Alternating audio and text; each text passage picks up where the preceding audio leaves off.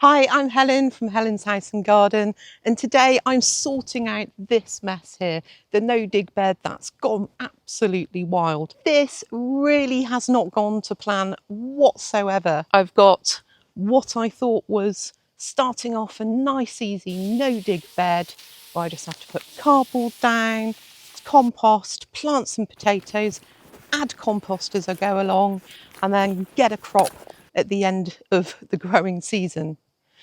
But what I didn't figure was that there's Bermuda grass in here and it's gone in and completely taken over. But what I hope to gain from today is hopefully there's some edible potatoes in there.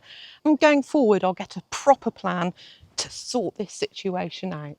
I decided to do no-dig beds and I've not done them before. So this is a first time and straight into issues with it. The soil here is very clay.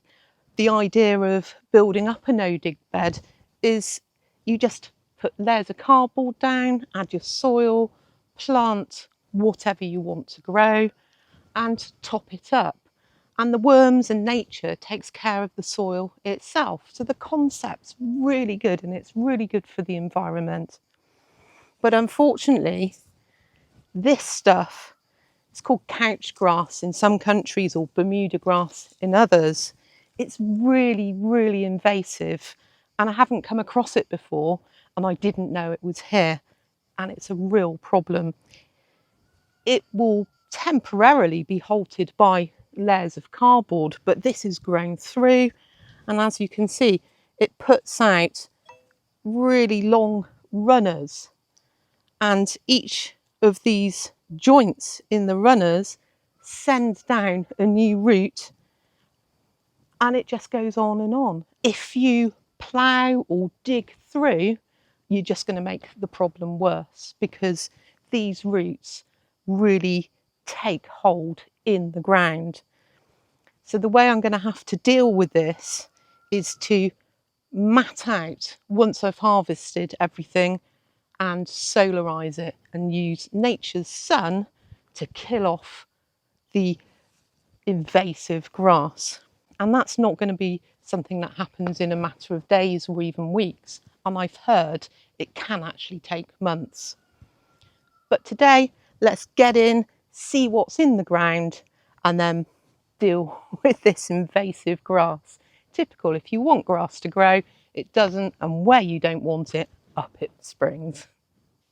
My channel isn't about doing everything perfectly because that isn't real life. I'm going to take you through the things that work and the things like this that didn't work out so well.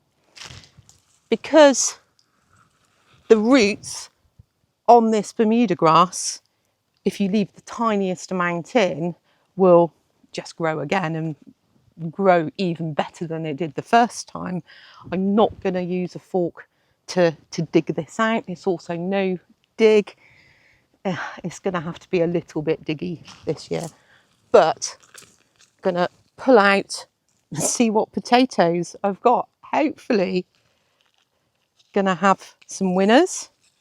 And initially that one looked good. There's a great big hole in it. But it's not green, so that's good. It's really important that if you do have green potatoes, you do not eat them because they contain a chemical called Solarising, and that's really no good for you. It's actually quite poisonous to animals and us humans. If it's just a tiny bit on the skin, you can peel that off and the potato should be good to eat. Potato harvest is my favourite time of year, and with it comes unexpected super bumper crops and then the disappointing surprises of really not very much. And it's also important to take out even the tiniest, babiest of potatoes because leaving them in, they'll grow a potato plant. And that might be in a patch where you don't want potatoes to grow. There are some general weeds, and with those, I am just going to pop the spade down there and just ease that out. When harvesting potatoes, don't water for a couple of days. And it just makes the harvest easy. And just uncovering the potatoes, this was growing underneath the soil, and this is how this invasive grass grows. You can see it's all white and still attached into the ground, and it's safe to pull that root out. But any part of this that's left, you can see how it roots at every segment. So lessons are thicker cardboard base and solarise the earth for longer before I start my next no dig bed. I'm just going to work my way all the way through this and then come back after with the next stage.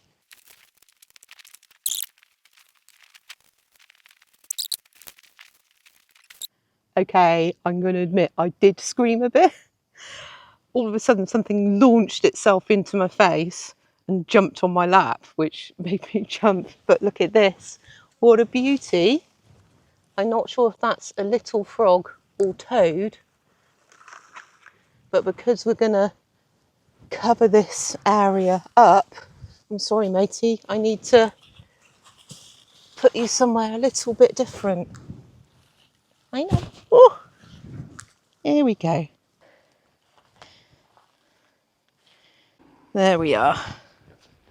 Nice shady spot. You'll be safe in there.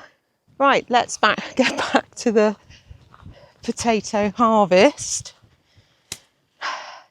Nearly halfway. It's going quite well. And I've got some really lovely potatoes for cooking. And then there's some which are quite greeny.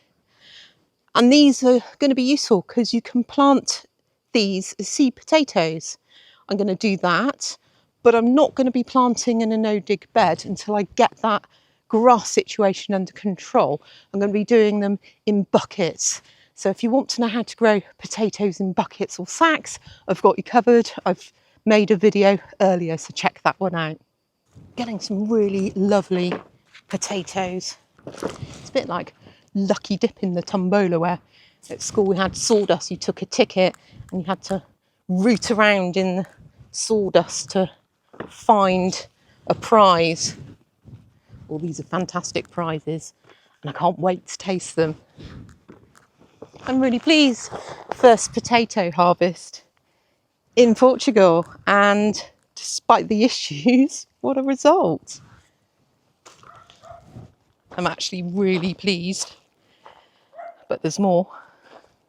I ran out of time today to finish this off, so tomorrow afternoon I think I've got time. This was my expectation for the harvest. If I could fill these two little baskets up with some potatoes, I was going to be really happy. But look what's come out of the ground. All of these. I'll weigh them and see how many kilos we've got. And actually, there's only a few which have got a bit of green on. And there's a few which have been munched, but there's hardly any waste. Next thing I'm going to do for this bed is not rake it, but using the back of the rake, just level the soil slightly. Just want to make this as flat as possible. I'm just pulling the soil straight-ish without getting the tines of the rake into the root. I'm going to remove the pine logs, which I placed here for making a border, and then put the sheeting over the top. Okay, now for the plastic sheet. I don't mind using some plastic because this stuff is so thick, you can use it countless times. And as a weed suppressant, growing organically, it means that you can use this to deal with weed situations without using chemicals, and it will last for years. So I'm going to need to weight this down.